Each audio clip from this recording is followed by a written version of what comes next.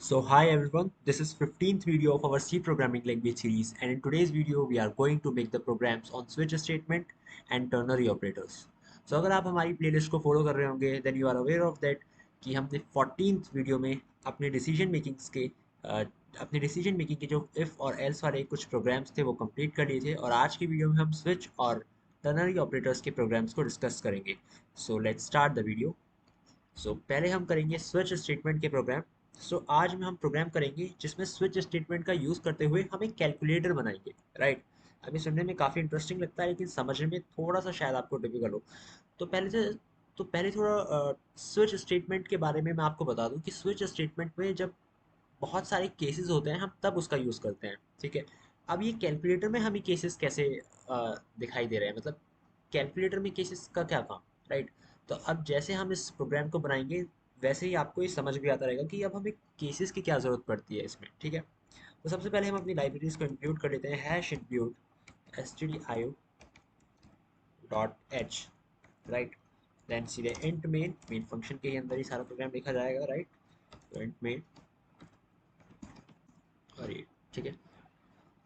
तो पहले हम यहाँ पर कुछ वेरिएबल्स को डिक्लेयर कर देते हैं ए और बी, ठीक है. अब हमें कैलकुलेटर बनाना है तो सबसे पहले हम यूज़र से दो इनपुट लेंगे जिसमें से दो वेरिएबल होंगे, ठीक है. दो वैल्यूज़ इनपुट करेगा user, scan F percent D and percent D, right. अब इन दोनों के एड्रेस में इसको स्टोर करा देंगे, ठीक है. इसे थोड़ा सा और अच्छा बनाते हैं प्रोग्राम को. तो पहले एक स्टेटमेंट आएगा कि enter two values back slash N, ठीक है. अब यूज़र यहाँ पर अपनी दो वैल्यूज़ को इनपुट देगा. अब उन दोनों वैल्यूज़ पे हम क्या क्या ऑपरेशंस अप्लाई कर सकते हैं. हम उन दोनों वैल्यूज़ को ऐड कर सकते हैं, डिवाइड कर सकते हैं, सब्ट्रैक्ट कर सकते हैं और मल्टीप्लाई करते हैं, ठीक है. तो हम यही सब करेंगे. तो हम यूज़र से पहले पूछेंगे कि आपको भाई काम क्या कराना है, कौन सा ऑपरेशन परफॉर्म करना है, ठीक है. तो अगर यूज़र को ऐड करना होगा तो enter one to add the numbers back slash N,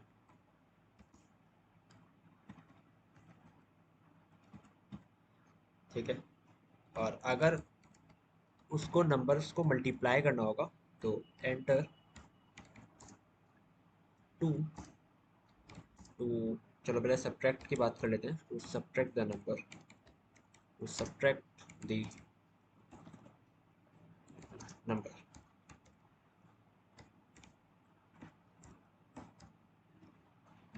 अगर मल्टीप्लाई करना होगा तो थ्री को कॉपी कर लेते हैं इसको.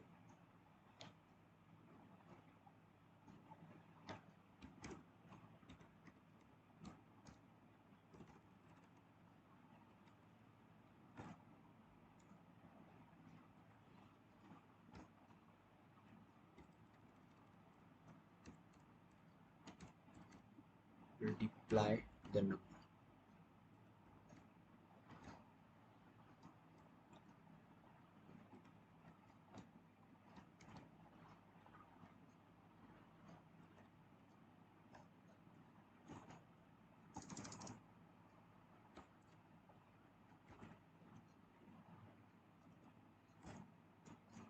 अगर डिवाइड करना होगा तो फोर को प्रेस करेंगे वो, ठीक है. Divide the number, right. तो इतना काम तो हमने कर लिया है कि हम यूज़र को बता पा रहे हैं कि अगर आपको नंबर्स को ऐड करना है तो वन को एंटर कीजिए, अगर सब्ट्रैक्ट करना है तो टू को, मल्टीप्लाई करना है थ्री को और डिवाइड करना है तो फोर को, ठीक है.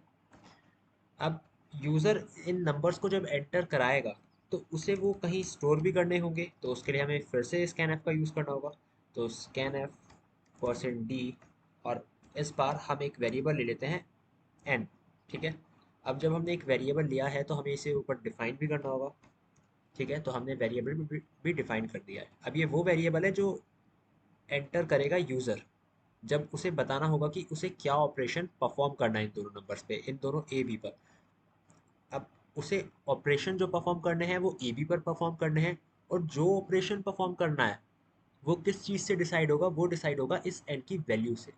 ठीक है, तो अब यहाँ पर हमारा काम आता है स्विच केस।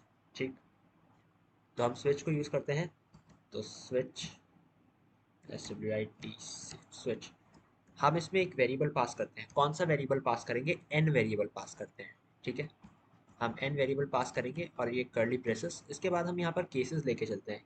केस वन, अब ये वन क्या रिप्रेजेंट कर रहा है? ये वन रिप्रेजेंट कर रहा है इस एन की वैल्यू को। अगर एन की वैल्यू वन है तो केस वन चलेगा, अगर एन की वैल्यू टू है तो केस सेकंड चलेगा, एन की वैल्यू थ्री है तो केस थर्ड, और अगर एन की वैल्यू फोर है तो केस फोर्थ चलेगा। ठीक है, तो अगर यूज़र को दोनों नंबर्स को ऐड कराना है तो वो वन को एंटर करेगा, और अगर वन को एंटर करेगा तो केस वन चलेगा। ठीक है, और अगर केस वन इसमें वर्क कर रहा है तो हमें क्या ऑपरेशन अप्लाई करना पड़ेगा कि print, sorry, print F percent D, और वो क्या वैल्यू होगी? वो वैल्यू होगी दोनों नंबर्स का सम, यानी ए प्लस बी। ठीक है, तो केस वन हमने यहाँ पर कंप्लीट कर दिया है। अब हम नेक्स्ट आते हैं केस सेकंड पर।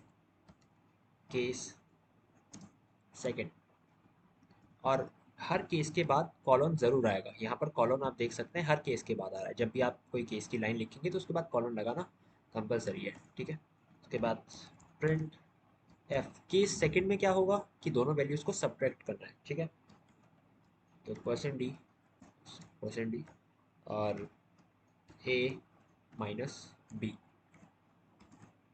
केस थर्ड पर आ जाते हैं।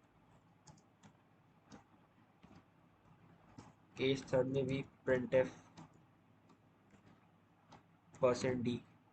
अब केस थर्ड में मल्टीप्लाई हो रहा है तो ए, ये मल्टीप्लाई का सिंबल, और ये बी। ठीक है, अब केस फोर की तरफ मूव करते हैं। केस फोर क्या कहता है? केस फोर कह रहा है कि डिवाइड होंगे। ठीक है जी, डिवाइड करवा लेते हैं। तो प्रिंट एफ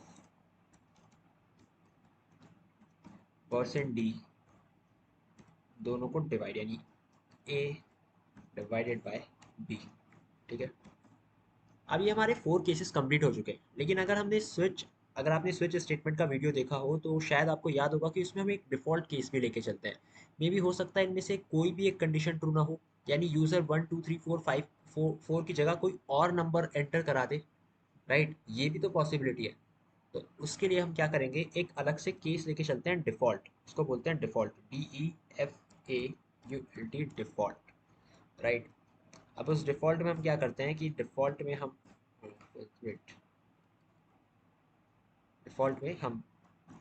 प्रिंट करा देते हैं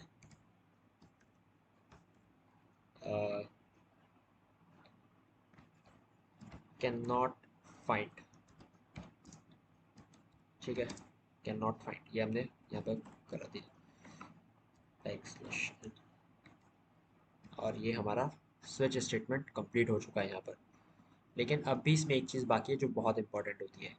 हम देखिए, अब आप इसको समझिए कि अगर आपने वन का यूज़ करा है, यानी आप नंबर्स को ऐड कराना चाहते हैं। राइट, लेकिन जो आपका स्विच स्टेटमेंट वर्क करेगा वो पहले तो केस वन में कंडीशन को चेक करेगा कि क्या एन की वैल्यू वन है, और अगर है तो ये स्टेटमेंट प्रिंट हो जाएगा। लेकिन ये स्टेटमेंट प्रिंट होने के बाद वो case two, three, case four, इन तीनों केसेस की तरफ मूव करेगा।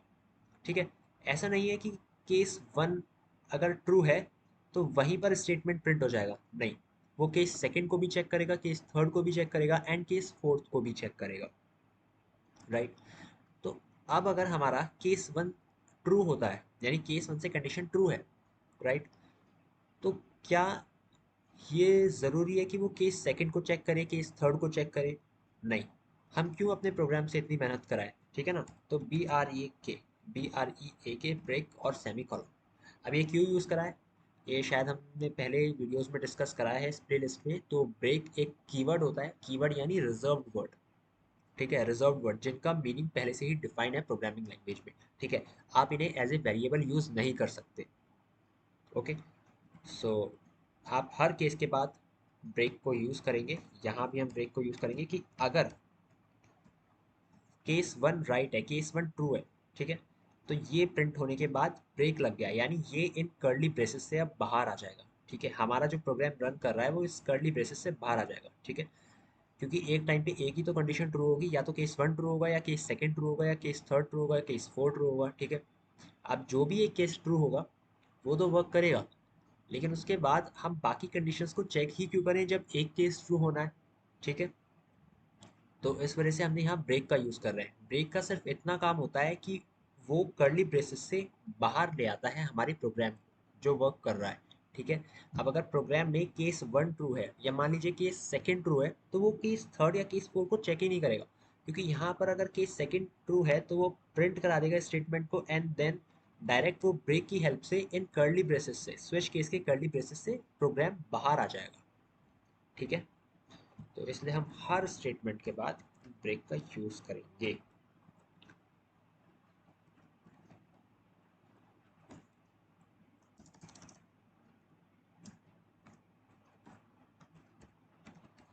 ब्रेक, और हम डिफ़ॉल्ट में भी यही काम करेंगे, PRE ब्रेक, राइट। अब बस वैल्यू रिटर्न करानी है, रिटर्न 0, ठीक है। तो ये हमारा कैलकुलेटर बन के रेडी हो चुका है। अब एक बार इसको रन भी करा लेते हैं, ठीक है। बट बिफोर दैट इस फाइल को सेव भी कर लेते हैं। Device,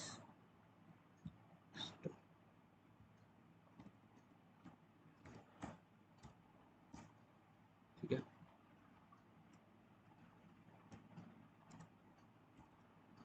compile and run. तो कंपाइलेशन में मिस्टेक है। मिस्टेक है का मतलब क्या है? Switch was not declared in this scope. Okay okay okay, शायद स्मॉल एस यूज होगा।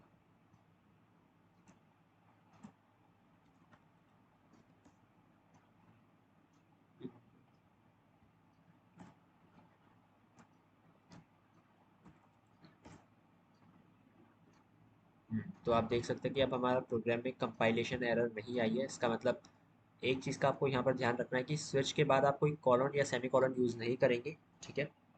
और स्विच स्टेटमेंट आपका स्मॉल एस से स्टार्ट होता है, कैपिटल एस का यूज़ नहीं करना है, ठीक है। तो अब हम देखते हैं हमारा कैलकुलेटर कैसे वर्क कर रहा है। तो पहले हम दो वैल्यूज़ को एंटर कराते हैं, 2 और 3। अब enter one to add the numbers, चलिए वन ही डाल देते हैं, हमें ऐड करने नंबर। तो आप देख सकते हैं यहाँ पर आउटपुट आ गया है 5, ठीक है। अब इसको थोड़ा सा और अच्छा बनाएं क्या? आप चाहें तो ऐसा कर सकते हैं, आप ये लिख सकते हैं कि sum of two numbers, sum of two numbers, sum of two numbers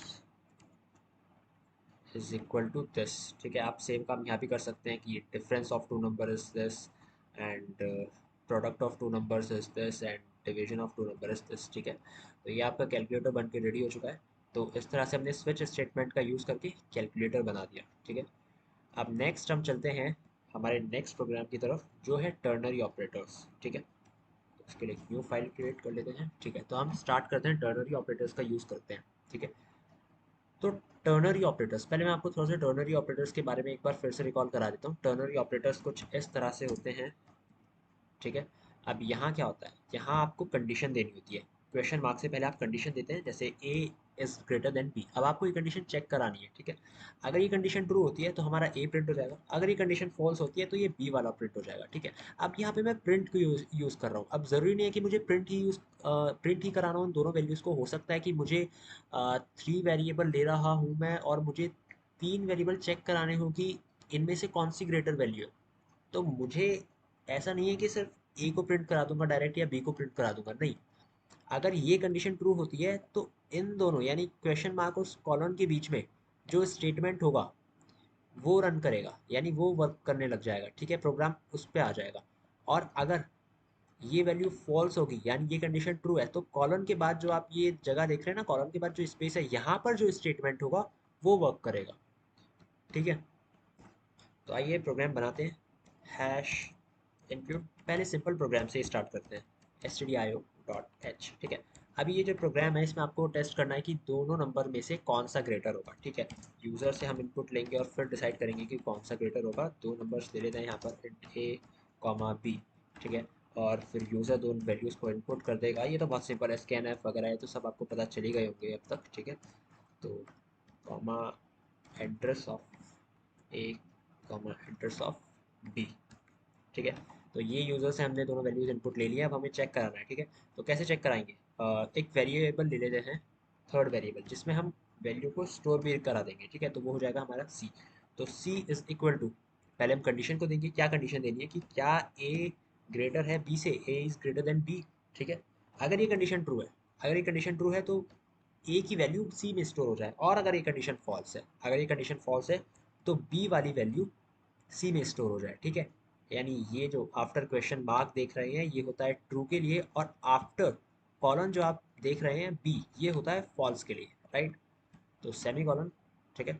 अब जो भी वैल्यू ग्रेटर होगी वो प्रिंट हो जाए, परसेंट डी कॉमा सी, और रिटर्न ज़ीरो, ठीक है। तो फटाफट से पहले इसको भी सेव करा देते हैं। ये बस,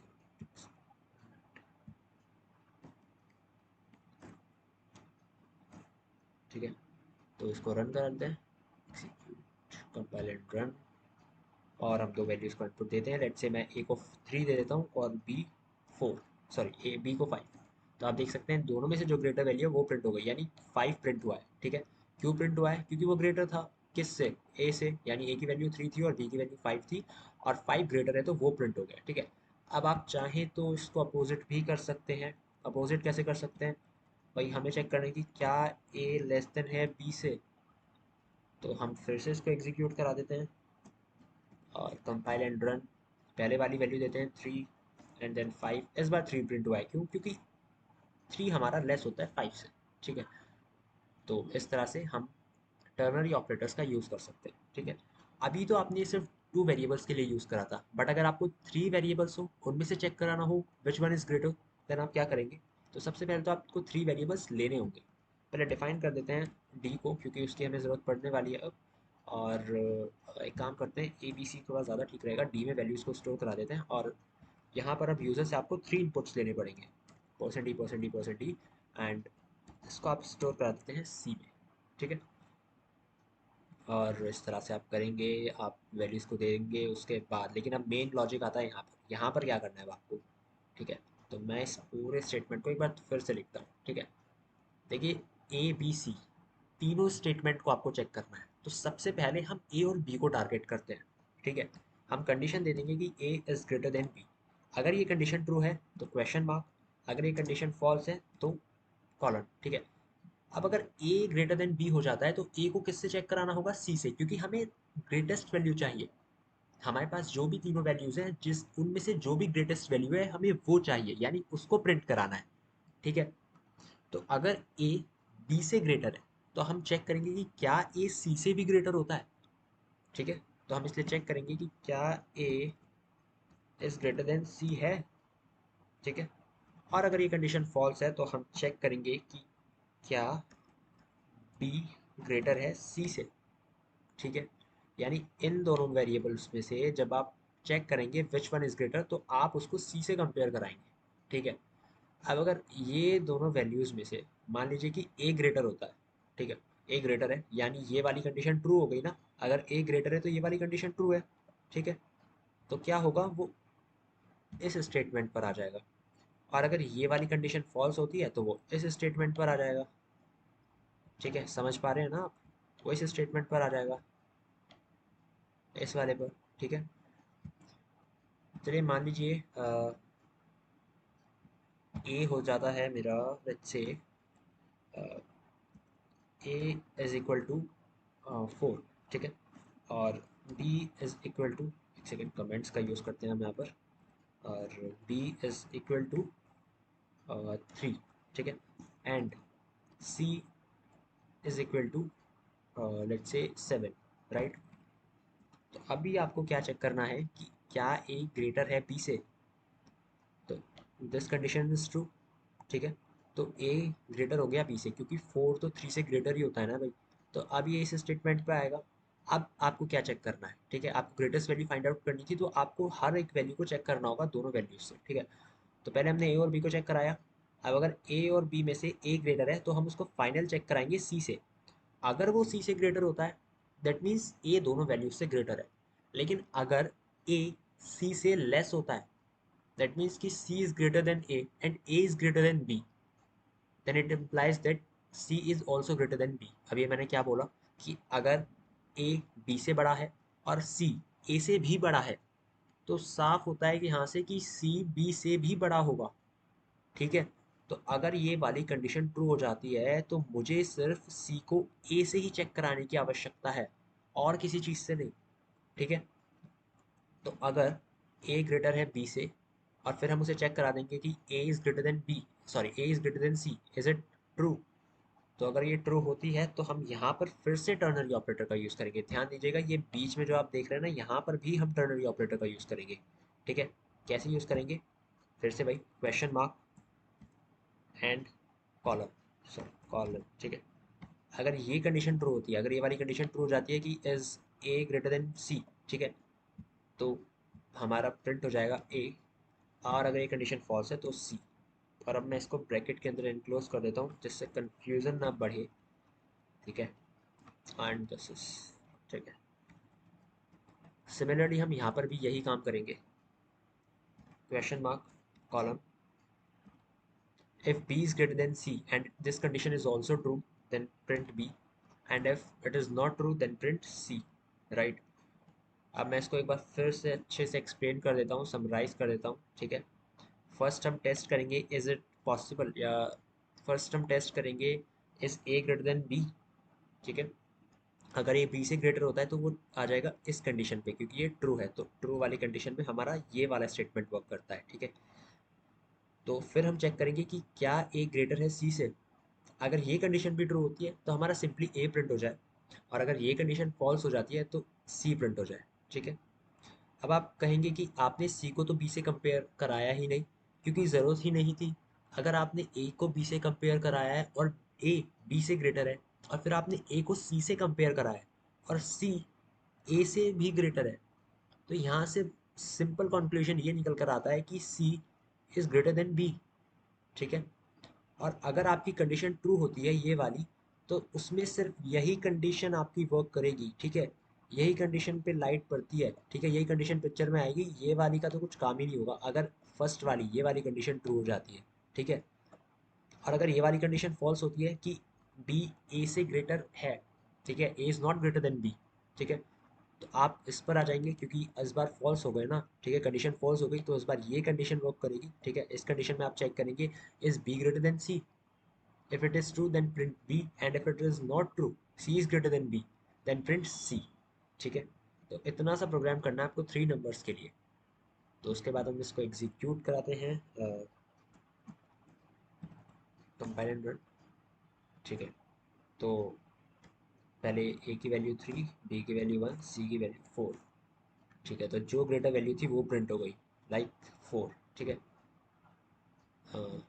तो ये आपका एक प्रोग्राम हो गया है जिसमें मैंने टर्नरी ऑपरेटर्स और स्विच स्टेटमेंट को कवर किया है, एंड आई होप आपको ये समझ आया होगा। सो आज के वीडियो में इतना ही, मिलते हैं नेक्स्ट वीडियो में। Till then keep learning.